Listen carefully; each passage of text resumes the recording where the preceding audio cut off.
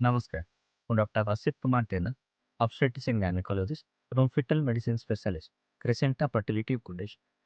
ଆସନ୍ତୁ ଆଜି ଆମେ ଜାଣିବା ଏନ୍ଟି ସ୍କାନ୍ କଣ। ଏନ୍ଟି ସ୍କାନ୍ ଅର୍ଥାତ୍ NT ND scan, first trimester anomaly scan ନା ଲେଭେଲ 1 ସ୍କାନ୍। এই ସ୍କାନ୍ଟି এই ଅଲ୍ଟ୍ରାସାଉଣ୍ଡଟି 11ରୁ 14 ସପ୍ତାହ ମଧ୍ୟରେ କରାଯାଏ। କାହିଁକି ଏଟା ଇମ୍ପୋର୍ଟାଣ୍ଟ? କାରଣ ଏଇଟା ଫାଷ୍ଟ ଆମକୁ ଦେଖାଏ ଛୁଆର ଭିତର ଜେନେଟିକ୍ ସ୍କ୍ରିନିଂ ପାଇଁ। କେବଳ ଏଇଟା ଗୋଟେ ନ୍ୟୁମେରିକାଲ ମେଜରମେଣ୍ଟ ନୁହଁ, ବଟ୍ ଏଇଟା ଆମକୁ ଛୁଆର ଗୋଟେ overview of the fetus first time ପାଇଁ ଦେଇଥାଏ।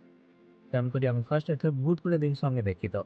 ଫାଷ୍ଟ ତାର ଛୁଆର ଲେନ୍ଥଟା, ଯାହାଦ୍ୱାରା ଆପଣ ପ୍ରେଗନେନ୍ସିରେ ଡେଟ୍ କରିବାକୁ ଆମକୁ ହେଲ୍ପ କରେ ଯଦି ଆଗରୁ କିଛି ଭୁଲ ଥାଏ।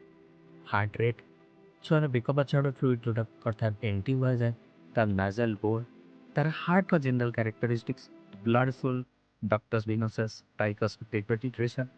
ତା ସହିତ ଆମେ ଦେଖୁ ଛୁଆର ମୁଣ୍ଡର ଗୋଡ଼ ଥାଏ, ବ୍ରେନ୍ ଡେଭଲପମେଣ୍ଟ ଟିକେ, ହାର୍ଟ, ପେଟ, ଆବଡୋମେନ୍ ଆଉ 4ଟା ଲିମ୍ସ ସବୁ ଦେଖି ସାରିଲା ପରେ ଏଇଟା ଆମକୁ ଗୋଟେ ଜେନେରାଲ ରିସ୍କ ଆସେସମେଣ୍ଟରେ ହେଲ୍ପ କରେ। ଏଇଟା ଗୋଟେ ଅଲ୍ଟ୍ରାସାଉଣ୍ଡ ବେସ୍ଡ ଟେଷ୍ଟ। ତା ସହିତ ଆମେ କମ୍ବାଇନ୍ କରୁ ଫାର୍ଷ୍ଟ ଟ୍ରାଇମେଷ୍ଟର ସିରମ୍ ସ୍କ୍ରିନିଂ। ଆକୁ ମିଶେଇକି ଗୋଟେ ଜେନେରାଲ ଗୋଟେ ରିସ୍କ ଆସେସମେଣ୍ଟ ଆସିଥାଏ ଆମକୁ ଜେନେଟିକ୍ ପ୍ରୋବ୍ଲେମ୍ ଯେମିତିକି ଟ୍ରାଇଜୋମି 21, 30 ଆଉ 18 ପାଇଁ ଏକ୍ସକ୍ଲୁଡ୍ କରିବା ପାଇଁ। ତା ସହିତ ସେଇ ଗର୍ଭବତୀ ମହିଳାଟି ଭବିଷ୍ୟତରେ ପ୍ରି ଏକ୍ଲାମ୍ସିଆ ଅର୍ଥାତ୍ ହାଇ ବିପି ହେବାର ତାଙ୍କର ଚାନ୍ସ ଅଛି କି ନାହିଁ, ସେଇଟା ବି ଏଇ ଟାଇମ୍ରେ ଆମେ ଆସେସ୍ କରିଥାଉ।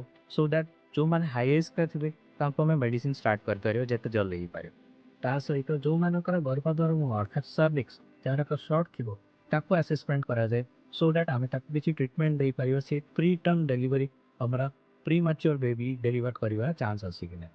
ତେଣୁକରି ସବୁ ଗର୍ଭବତୀ ମହିଳା ଏଇ ଏନ୍ଟି ସ୍କାନ୍ଟି 11ରୁ 14 ସପ୍ତାହ ଭିତରେ ନିହାତି କରିବା। ଧନ୍ୟବାଦ।